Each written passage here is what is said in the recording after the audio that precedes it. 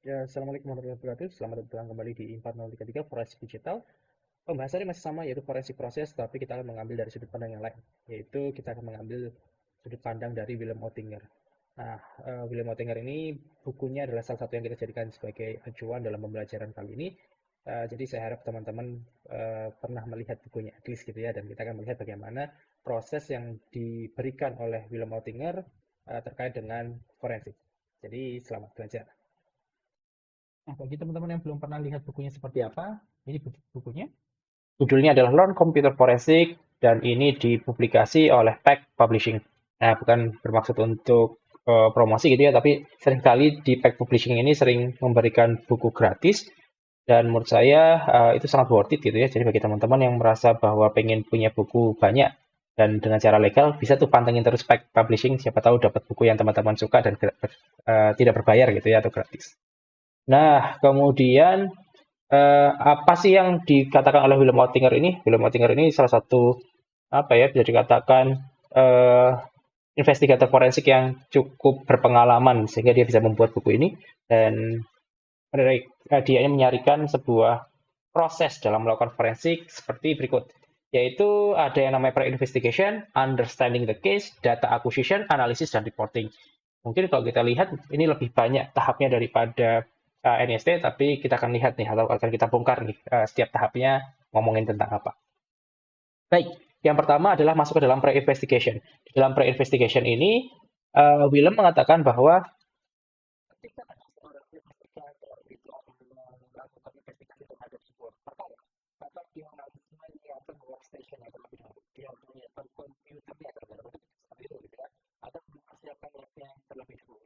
Nah, tentu saja lab tersebut atau komputer tersebut atau workstation tersebut haruslah mumpuni gitu ya, jangan sampai dipakai ketika melakukan forensik itu malah ngeheng atau bahkan terus merusak data atau merusak evidence yang ada.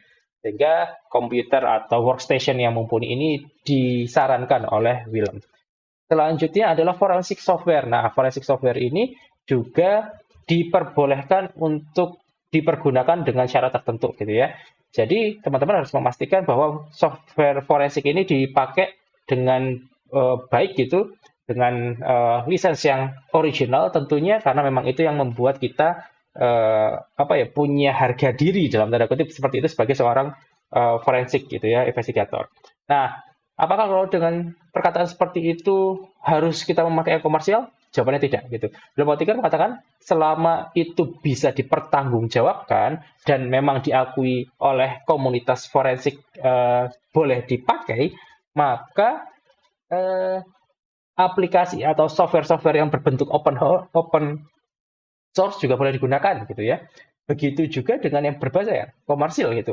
Jika kita memiliki sebuah software komersil yang baru, maka perlu dipertanyakan terlebih dahulu, apakah ini sering digunakan, ataukah apakah ini bisa digunakan, atau apakah ini diterima oleh komunitas forensik. Nah, jika jawabannya tidak, maka walaupun ini komersial, maka ini tidak dapat digunakan. Nah, itu yang dikatakan oleh Willem Ottinger. Selanjutnya, jangan lupa membawa response kit. Nah, response kit ini apa? Response kit ini termasuk sebuah notes untuk kita mencatat misalnya. Kemudian kita membawa kamera digital untuk melakukan foto gitu ya terhadap barang bukti. Kemudian kita jangan lupa memakai glove gitu agar tidak apa namanya meninggalkan jejak tangan di uh, barang bukti yang ada. Kemudian jangan lupa bawa kabel untuk misalnya mau colok-colok sesuatu atau bawa flash disk gitu ya untuk melakukan forensik booting via live USB misalnya seperti itu ya tidak masalah. Jadi semuanya harus disiapkan sebelum teman-teman datang ke dalam sebuah investigasi gitu ya. Dan yang terakhir yang perlu dilakukan adalah training. Training ini belum tentu sebagai training mendapatkan sertifikat apa namanya berkompetensi secara forensik, tetapi juga training atau pelatihan dalam penggunaan alat gitu. Jadi banyak sekali tools-tools forensik atau software-software forensik di luar sana yang diberikan entah itu secara komersial ataupun secara open source dan diberikan sebuah pelatihan untuk menggunakan alat tersebut. Nah, dengan kita melakukan training, kita diharapkan meningkatkan kemampuan kita terkait software tersebut, terkait piranti tersebut, dan ketika nanti di lapangan tinggal mengaplikasikan. Jadi tidak mencoba-coba lagi gitu ya. Dan itu menurut film adalah sebuah pre-investigation yang harus dilakukan oleh seorang investigator forensik. Selanjutnya, ketika kita menemukan sebuah kasus, yang perlu kita lakukan adalah mengetahui kasusnya atau memahami kasusnya itu seperti apa. Dengan cara kita melihat dulu nature dari kasus itu seperti apa. Apakah dia ini sebuah pembunuhan, apakah dia ini sebuah penjualan misalnya narkotika, apakah dia ini apa namanya pornografi dan lain sebagainya. Karena setiap kejahatan yang ada itu memiliki nature yang berbeda gitu. Bahkan kalau kita bisa bilang kalau di Indonesia ada yang namanya pidana dan perdata gitu ya, dan itu memiliki nature yang berbeda juga gitu. Sehingga nanti teman-teman bisa membayangkan kira-kira saya harus melakukan apa. Karena akan ada langkah-langkah yang agak berbeda di setiap apa namanya kejahatan atau di setiap kasus yang ada di dalam apa namanya cyber crime ini. Selanjutnya, ketika teman-teman sudah mengetahui nih, kira-kira oh ya ternyata ini kasusnya adalah kasus narkoba, misalnya seperti itu. Maka teman-teman ini harus mengetahui, oh evidence yang saya kira-kira dapatkan itu akan apa saja, tepatnya di mana saja, kemudian bentuknya seperti apa, apakah apa namanya data-datanya ini bisa langsung diambil atau tidak. Jadi teman-teman ini sudah kira-kira sudah punya bayangan gitu ya, evidence atau barang bukti yang akan diambil itu apa, dan itu ada di tahap kedua. Selanjutnya, yang sangat penting yang digarisbawahi oleh Willem ini adalah legal justification ya, gitu ya. Jadi kalau teman-teman ini misalnya akan melakukan forensik, minta dulu surat geledahnya, gitu.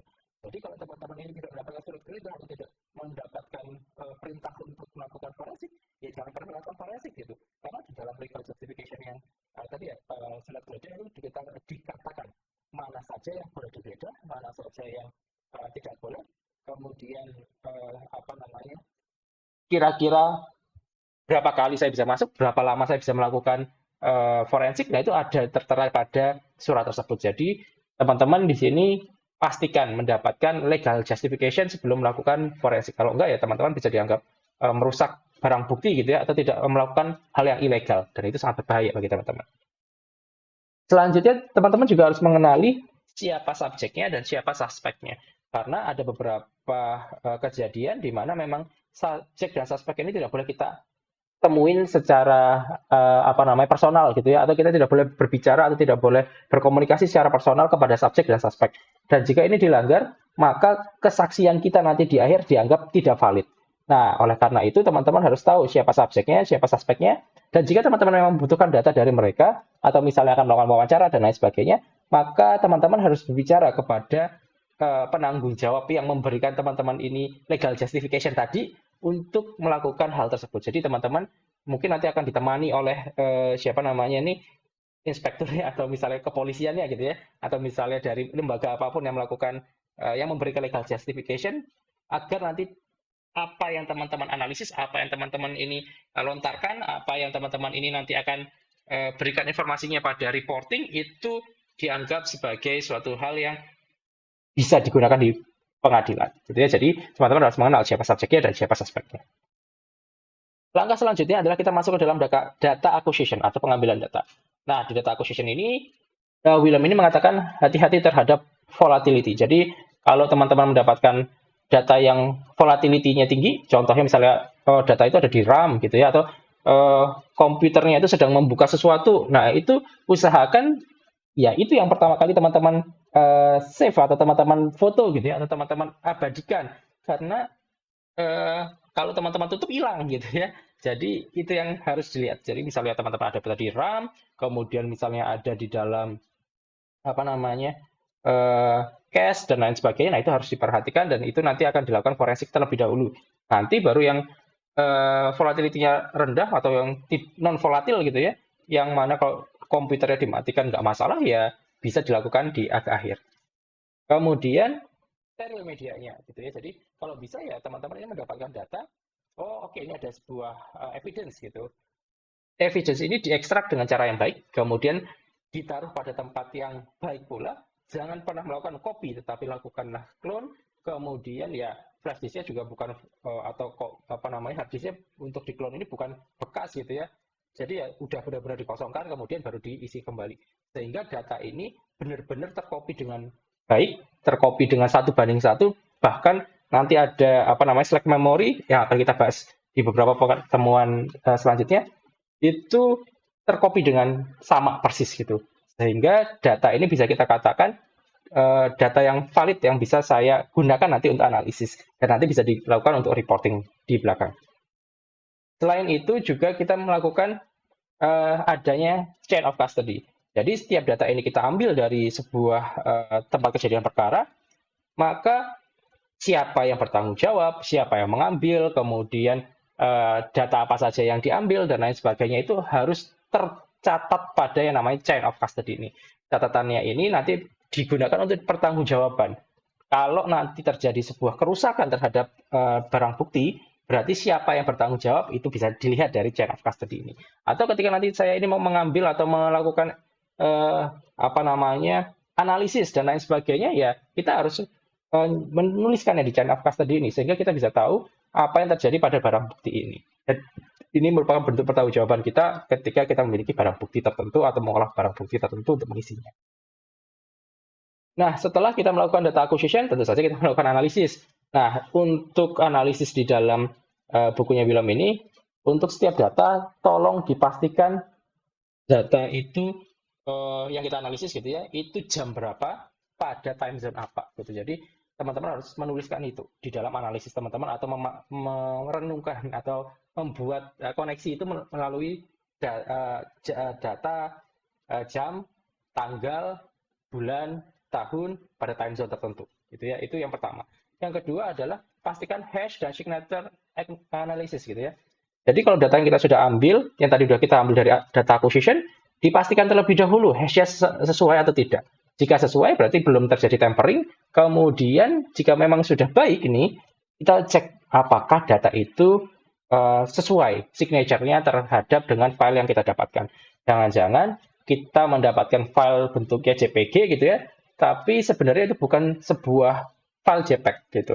Makanya kita harus melihat dari signature-nya. Kita bisa lihat itu menggunakan hex editor dan lain sebagainya, dan itu nanti akan dipelajari pada beberapa pertemuan ke depan. Setelah itu, coba dicek menggunakan antivirus. Tentu saja ini kalau bukan serangan virus ya. Jadi kita coba cek di antivirus. Dan kalau bisa, kita masukkan data-data ini ke dalam sebuah hard disk atau flash disk yang hanya read-only saja, Kak. Agar apa? Agar nanti data kita tidak bisa data tadi si barang bukti itu tidak ter-overwrite gitu ya. At least dengan adanya pengecekan antivirus tidak bisa ada orang itu ngomong, wah enggak itu data bukan data saya tapi data data yang diubah oleh virus gitu ya. Jadi kita coba cek dulu lah si file tersebut apakah terkena virus atau tidak dengan pengecekan antivirus. Entah itu teman-teman menggunakan virus total atau menggunakan cara apapun itu dipersilahkan. Yang pasti setelah 3 ini sudah dilakukan, maka teman-teman bisa melakukan analisis yang lain gitu. Teman-teman bisa melakukan pembahasan terkait ini datanya ini apakah benar atau tidak dan lain sebagainya gitu ya. Teman-teman bisa melakukan metode-metode lain atau pembuktian-pembuktian pada analisis ini. Kemudian